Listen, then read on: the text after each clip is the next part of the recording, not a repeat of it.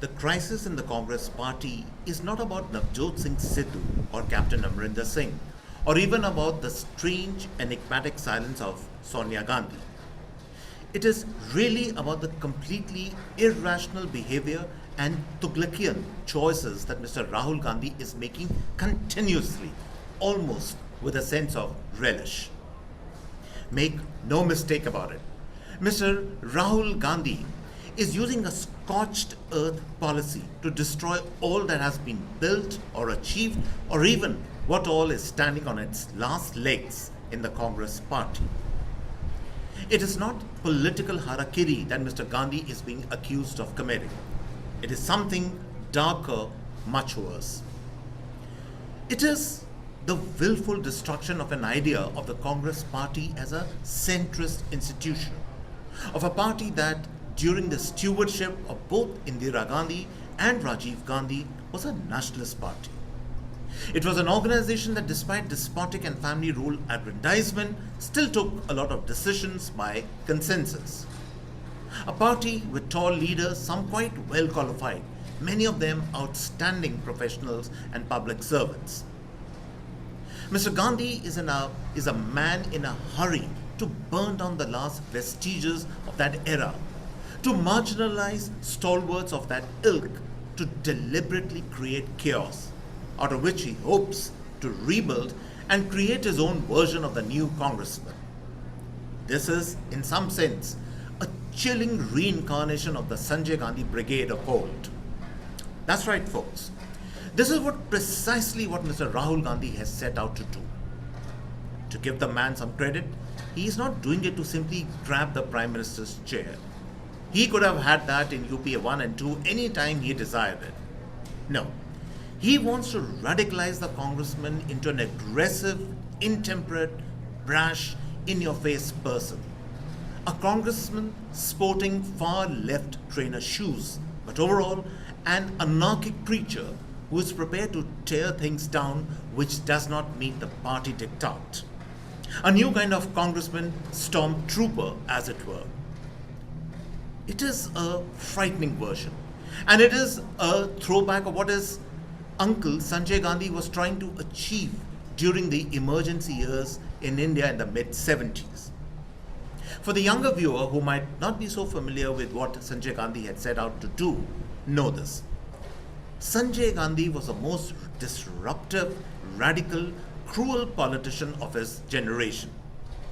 He got into his head one fine day that something needed to be done about India's massive population.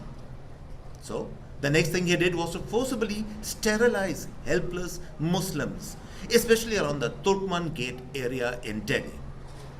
He radicalized the Youth Congress and created the Indian version of the lumpen, hooligan, violent stormtrooper that harassed and intimidated people.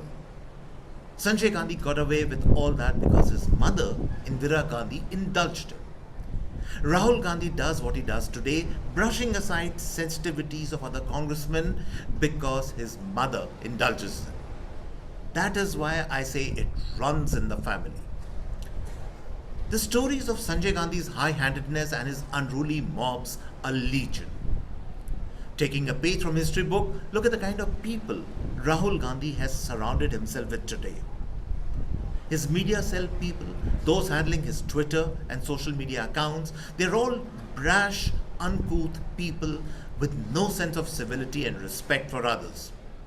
Look at how these people and his party spokespersons talk about the Prime Minister.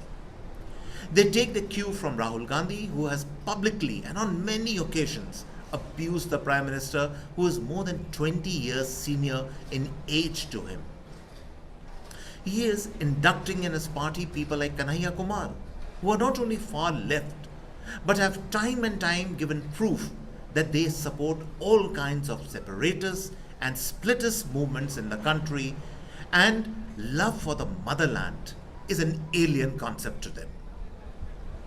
These are not innocent choices that Mr. Rahul Gandhi is making. When he brought in Sidhu, brushing aside the objections of Captain Amrinder Singh, was he not aware that Sidhu's best friends across the border are Imran Khan and General Bajwa? Even a child knows the kind of disposition those men have towards India. The fact is that Mr. Rahul Gandhi listens more and more to hardened far left academics, economists, public policy makers, and think tanks and non government organizations in the West who, at the first given opportunity, run down India. They, in a sense, share his vision of the scorched earth policy: burn down what works in India to create something radically different. The savage irony of this situation is that Mr. Rahul Gandhi is descended from nationalists like Indira Gandhi and Rajiv Gandhi. Why has he then chosen to go a completely different way, or rather tread the path of his uncle? Maybe the trauma of his father's tragic assassination lingers on in him. Maybe he has become so entitled that he is beyond reason and the pale of things. The truth is that he is making choices that have rung the death knell of the Congress party as a centrist institution. And God alone knows we need the Congress party in the country as a middle of the center, patriotic institution to bring a balance in our polity. But as things stand today, one man all by himself is razing to the ground the grand old party, and all the sentinels and the gatekeepers of the party are wringing their hands helplessly as the complete edifice comes crashing down.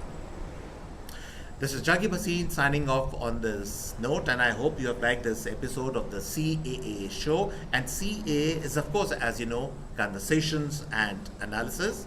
Please do subscribe to us. And on this note, it's cheers to everyone.